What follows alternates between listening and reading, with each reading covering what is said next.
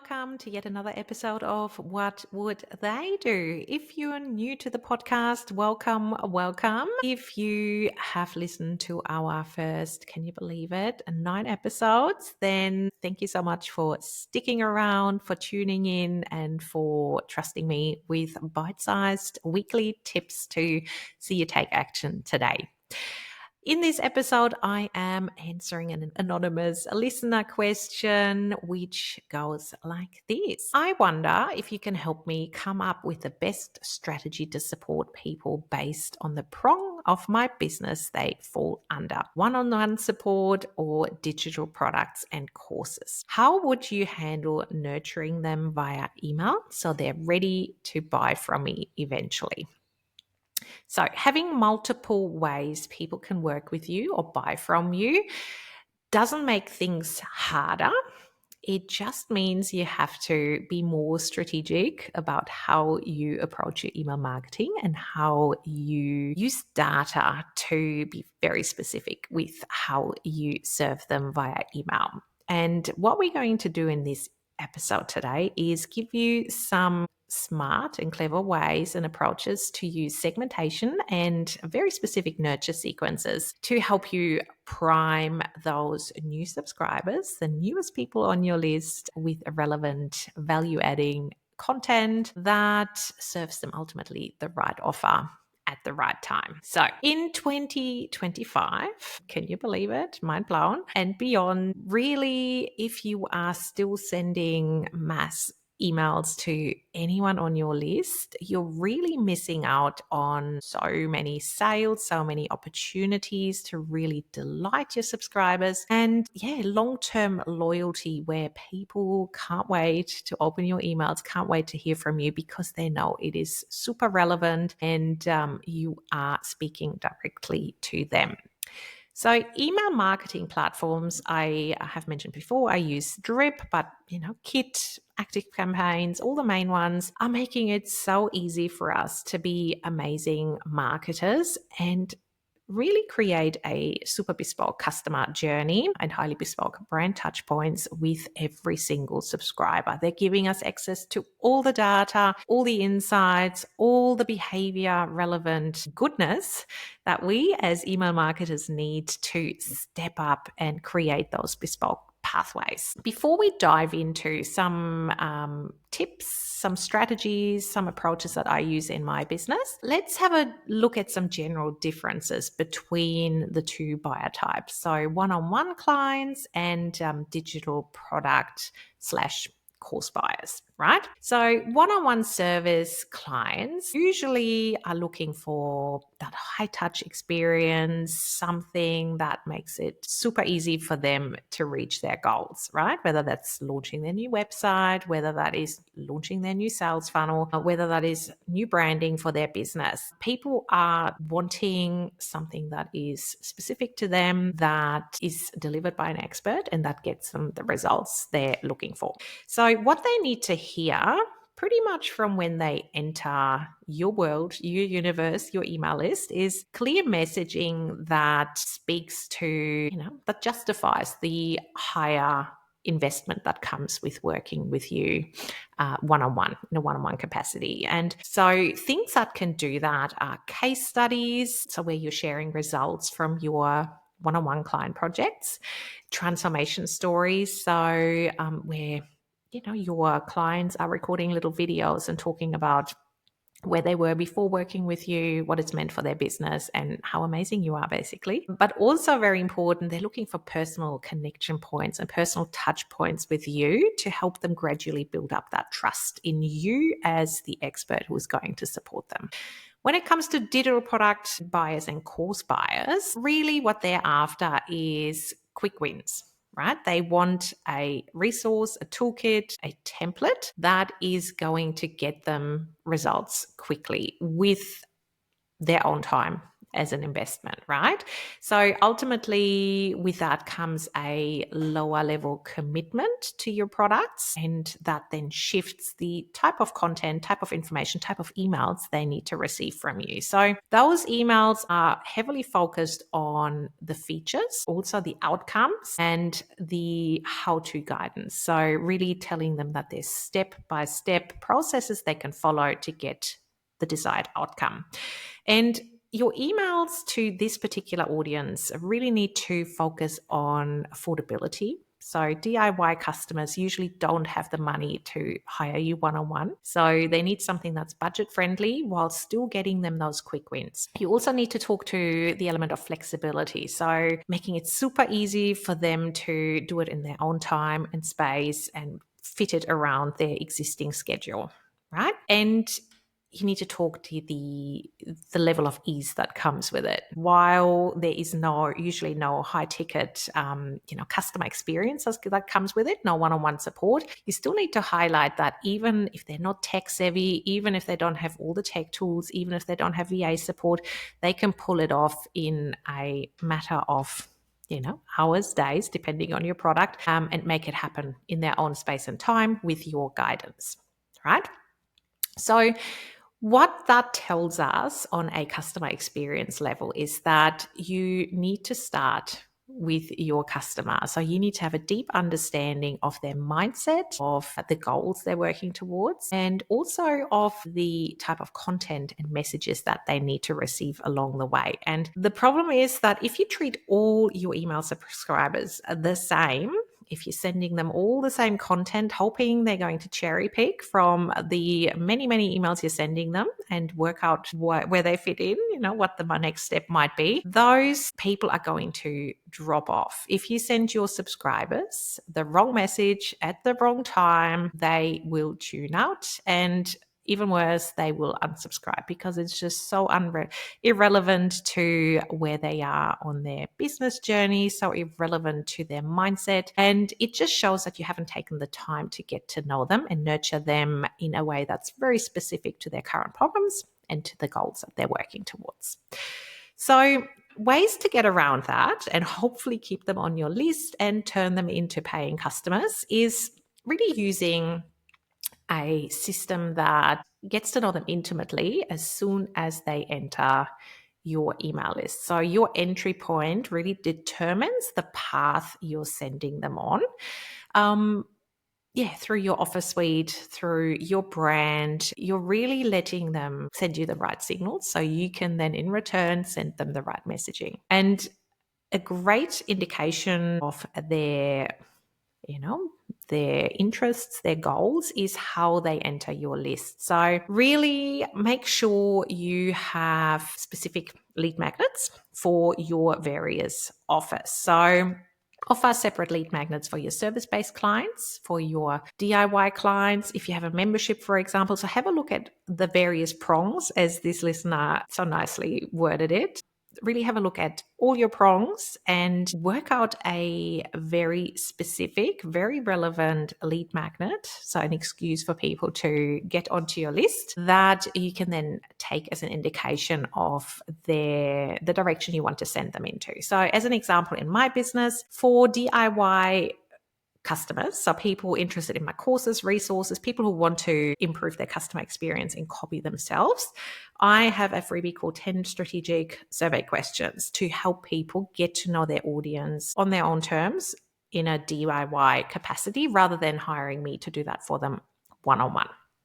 And for my DIY customers, I have a private case study. For my one-on-one customers, I have a private case study podcast where people can listen to 10 case studies from one-on-one clients where they talk them through our project, where they were before working with me, what that's meant for their business, the results they've seen. And it just really primes my listeners and my subscribers who are interested in potentially hiring me in a one-on-one capacity to be ready to do that because they're trusting in my expertise, they're trusting in the results I can potentially get them, and they're having incredible reliability and ease when it comes to the way I deliver my services, because it clearly works, it clearly gets my clients results, and they want some of that for their own businesses. You can also quiz, for example, as a lead magnet. It lends itself really well to get to know your customers beyond one segment. So beyond only knowing that they're one-on-one clients and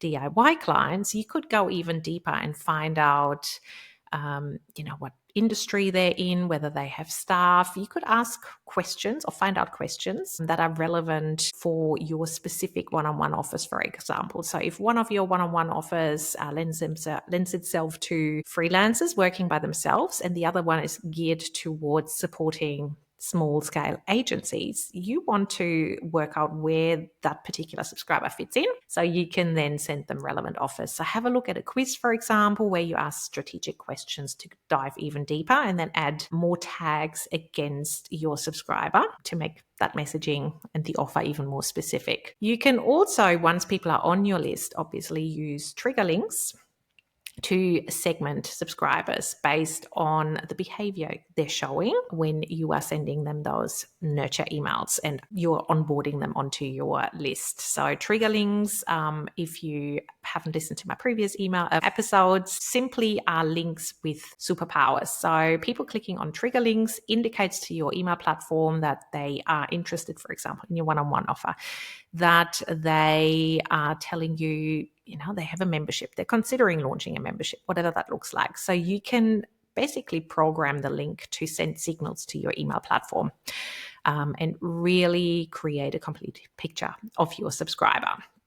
So in my instance here, for example, so if someone downloads my 10 survey questions freebie, I guide them towards the next logical self-paced course, which is my audience success formula. If someone subscribes to the private case study podcast, I send them high-touch service-related content and also personalized touch points. So this is all automated in the onboarding sequence, but it is very different content that is designed to build one-on-one connection with me, to prime them to really consider me as someone to support them on their business journey. Then let's have a look. If you wanted some guidance around those first few emails after people download your freebie, just as a guide to give you an idea of what I would include for one-on-one clients and potential digital product or course buyers. So again, let's look at the different mindset here. So one-on-one clients need content and emails that really build trust and authority. As I mentioned before, they need to have complete and utter confidence in your abilities, in your offers, and they want to really see you as someone who is at the cutting edge of your industry. Right? So some of the things you could dish up in those first few emails as you welcome them to your list and to your universe is really messaging around why your service exists, or your services, your one-on-one offers. Why are you serving people in this capacity? What are the outcomes, and why are you so passionate about it? You can also dish up case studies and testimonials, which are so important for that trust factor and to help people see what's possible for them. You can also touch on your process. So give people complete confidence in, that high touch experience, that you are super strategic with how you serve clients. You're making it easy for them. It's not complex. All it takes for them is, these little steps, and 7 days later, they've got everything they need. So really touch on that element of ease and that high touch experience that they're expecting from working with you. And then you want to also gently invite them to book a call with you or take that first step towards a one-on-one relationship with you. When it comes to your digital product buyers and course buyers, we're really wanting to build confidence in your courses and in the content and in the format, but also excitement. So we established before that digital product buyers, course buyers, they're after a quick win. They've made up their mind that there's a problem in their business. They don't have the money to outsource. They need a very specific solution to get them a step closer to those results, whether that's a mini win, a template. They really want to feel that excitement that you and your resource are what they've been looking for. You can get them that quick win and they want to make it happen. So things you could send this particular audience type at the beginning of their journey with you is small tips. So again, to build confidence in your expertise, you want to give them mini wins that they're looking for on their journey with you. That they potentially haven't even considered. You can highlight how your course solves their problems. So again, touch on the inclusions and how they are relevant for solving their problems and getting them that win thereafter. You can include sneak peeks, for example, so behind the scenes snippets, looks into your learning platform, into the course portal to show them just how easy it is, that there's everything they need, every template, every swipe file. And if you want to capture and cash in on that early excitement, you can even send them a limited time bonus offer where if they join within the next, 7 days, 14 days, work out what that sweet spot is for you. But you can add in a special incentive that if they join now, you're throwing in a 15-minute mini call with you, a little audit of what they produce, etc. So something that's super enticing and makes this particular offer even more irresistible. And it's tempting to treat people the same no matter what happens after, right? So if someone downloads your DIY freebie, so in my instance, a 10 survey question freebie, chances are that if they have been on my list for 2 years and they downloaded this particular freebie 2 years ago, they're not in the same headspace. They're not in the same position as they were 2 years ago. So someone who you tagged as DIY 2 years ago likely has shifted closer to that outsourcing mindset by now. Same, if you have a membership. So if someone indicated they were curious about your membership, if that was 2 years ago, they never joined your membership, they might be more qualified to become one-on-one clients nowadays. So that's where automated behavior-driven triggers in your email marketing are so important. So in your regular emails to your list, give people the opportunity to, in inverted commas, update their preferences simply by engaging with certain content, certain links in your email. And that then indicates their shifting behaviors, shifting interests, and you can then serve them more relevant content to where they are today. You can also use automated trigger links, obviously, to add them to funnels, remove them from funnels, present them with a better offer than you would have considered previously. For example, if people open your emails but they don't click, you can send them more educational content, for example, to make them more intrigued in the product. Potentially there's that misalignment between your offer and where they are now. So you need to close that gap to the mindset gap, really, from where they are now to where they need to be interested in your offer. If they click links in your email, but they don't end up buying, let's say for one-on-one tagged people, for example, you could send them a sneaky behind the scenes tour of your Yours for a Day. So where you document what happens in your VIP day, for example, if that is your offer. On the flip side, for course students and course buyers, people who click but don't buy, potentially there are questions or objections that are clearly occupying their mindset that you are not answering on the sales page, or potentially they didn't scroll down far enough on your sales page to find those objection busters. So send them a quick follow-up email with your most prominent FAQs and addressing some of those objections that often come up when it comes to your offer. If they have purchased, oh my God, amazing, and it's been a little while, you can absolutely send them a soft prompt towards the next logical step. So in my instance, for example, I have a case study toolkit where I help online business owners create super strategic case studies. The next logical product here would be to take your case studies from the blog format and turn them into a private case study podcast, as I did in my instant, to really give it more depth, more trustworthiness, because you're listening to the business owner tell you rather than just reading it written up in a blog post. So I do that. After people buy my case study toolkit, I organically, if people show certain behavior, invite them to check out the product, the toolkit, to help them launch their own private case study podcast. So that's where it's important to understand your customer journey, understand how your products fit together, and how people move through your offer suite. So it's not a once and done approach. As you evolve your offer suite, as the times evolve, as the dynamic of your offerings shifts, it is super important to keep this updated and also consider how people potentially are changing their path to your offer through your offer suite. And very important here, as I mentioned before, make sure you keep it relevant. So don't get lazy. Don't forget the trigger links. Don't forget looking at your data. You need to be across how long it takes someone to purchase the first time to the second time on average. You need to know how many touch points it takes between those purchases, for example.